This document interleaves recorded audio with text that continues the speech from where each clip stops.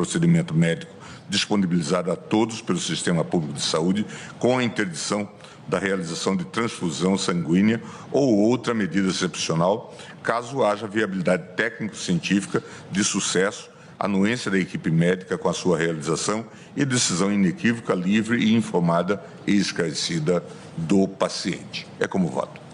Muito obrigado, ministro Gilmar, e verifico que as proposições de tese de Vossa Excelência são plenamente harmonizadas com as minhas próprias, de modo que acho que nessa matéria estamos bem assim. Como vota o ministro Flávio Dino? Senhor presidente, cumprimentando Vossa Excelência e o ministro Gilmar, ambos pela qualidade do voto. Ministro Flávio Dino, me perdoe. Pois não. Eu apenas não explicitei o meu voto, eu estou acompanhando o ministro Gilmar Mendes. Ah, sim, claro. Eu saúdo todos os ilustres colegas, assim como a Procuradoria-Geral da República, os senhores e senhoras advogados. Há dois vetores valorativos em jogo aqui. O primeiro, já exaustivamente abordado tanto pelo eminente presidente quanto pelo ilustre decano, qual seja o conceito constitucional de laicidade. É preciso entender que esse julgamento reafirma um valor multissecular que faz com que estejamos aqui no mesmo plenário, não só julgando, mas também assistindo pessoas de diferentes formações e origens religiosas, sejam os cidadãos e cidadãs que são testemunhas de Jeová e seus sacerdotes, líderes religiosos, assim como também os indígenas, irmãos indígenas, irmãs indígenas do meu estado do Maranhão. Então, é muito importante lembrar que a laicidade não é contra Deus. Esse é um princípio, é um postulado que preside esse julgamento, porque entre os retrocessos civilizacionais está a tentativa de imposição de visões teocráticas por intermédio das instituições jurídicas e do discurso político. A laicidade protege a liberdade religiosa. Só é possível existir religião com o Estado laico. E por isso mesmo acho que esse julgamento, presidente, é uma pauta muito feliz que Vossa Excelência trouxe, porque permite, em primeiro lugar, a enunciação dessa convicção.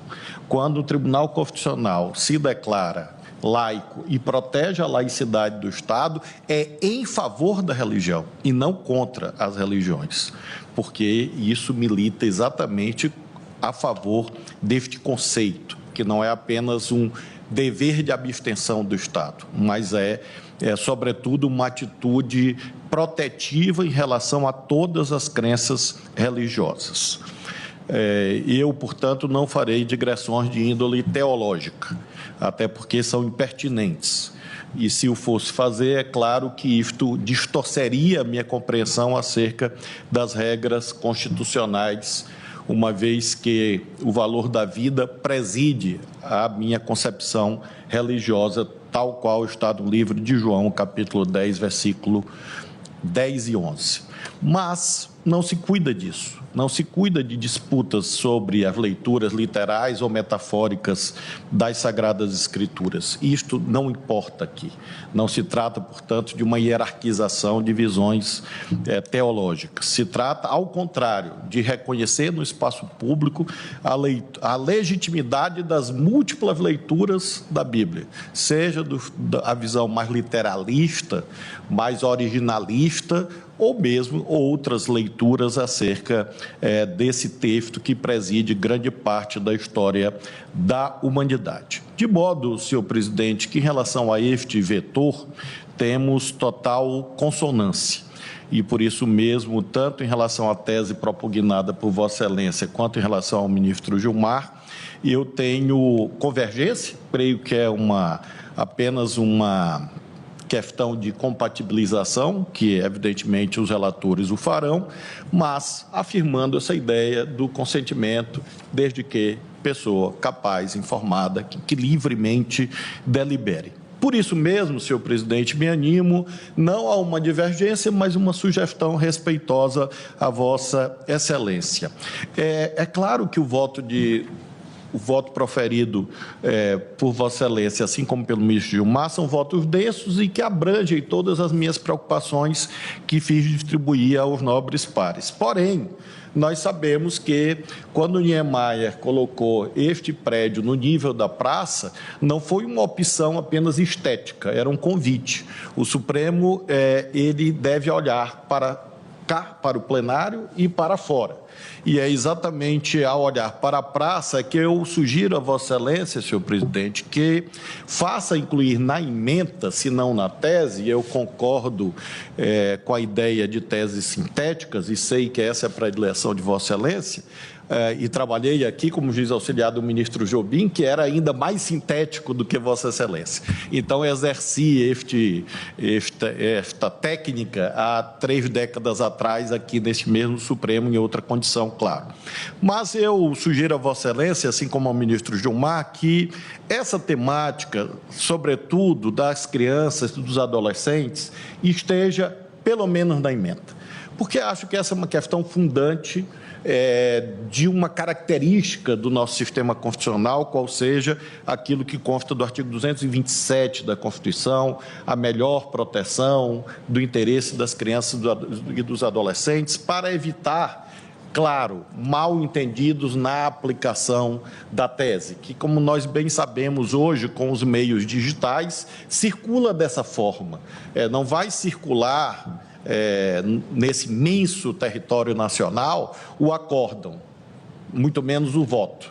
Irá circular a ementa, quando muito a ementa, e em verdade talvez a tese, como norma emanada do Supremo.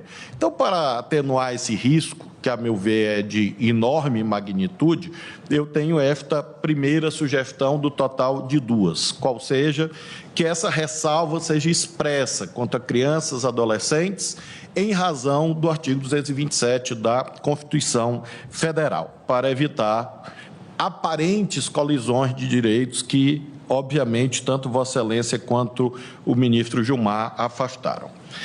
O segundo vetor, finalmente, axiológico, valorativo, que preside esse julgamento, também foi abordado tanto no voto do ministro Barroso quanto no ministro Gilmar, que aí diz respeito a uma mudança de qualidade da relação paciente-profissional, abandonando um modelo hierarquizado em que o profissional é a autoridade e o paciente, na verdade, é objeto de tratamento. Não, as concepções contemporâneas de bioética indicam que o paciente também é artífice ou sujeito do seu próprio tratamento. Também compartilho com essa ideia, portanto, de que o médico, por não ser senhor, aí até no sentido teológico, por não ser autoridade hierárquica, não pode impor nada a paciente algum. A não ser que, obviamente, esse paciente não consiga manifestar validamente a sua vontade, como Vossa Excelência sugeriu. E aí propôs no seu voto e na emenda. E daí vem a minha segunda e última sugestão. É verdade que o médico não impõe nada ao paciente, mas é verdade também que o paciente não impõe nada ao médico.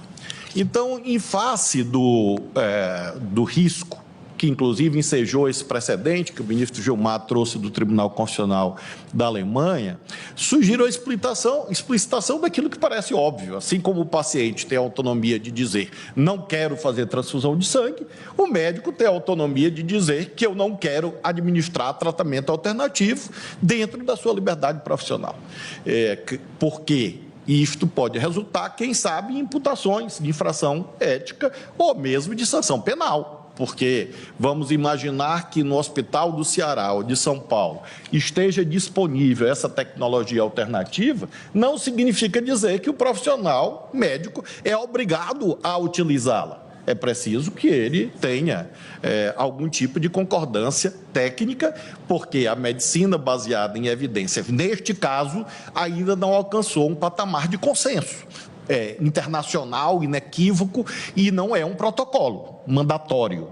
De modo que eu gostaria, finalmente, ao expor o meu voto, que é longo, que tem muitas premissas, etc., dizer que proponho que haja, quando pelo menos na ementa, essa explicitação que o médico profissional não é obrigado a realizar procedimento alternativo contra a sua autonomia profissional.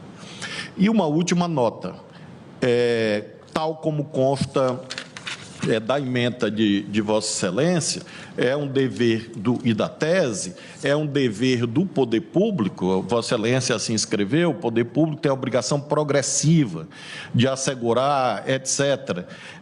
E no item 2, podendo, se necessário, recorrer ao programa de tratamento fora de domicílio do Ministério da Saúde. Ministro Flávio, numa nova versão eu tirei essa parte. Desculpe, presidente, é porque eu estudo tantos assuntos que aí junta muito papel.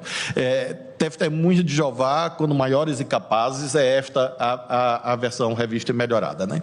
Testemunhas de Jeová, quando maiores e capazes, têm o direito de recusar procedimento médico que envolva transfusão com base na autonomia e na liberdade religiosa, aí que eu proponho a inclusão, salvo uma coisa, algo expletivo, mas que dá segurança jurídica à sociedade.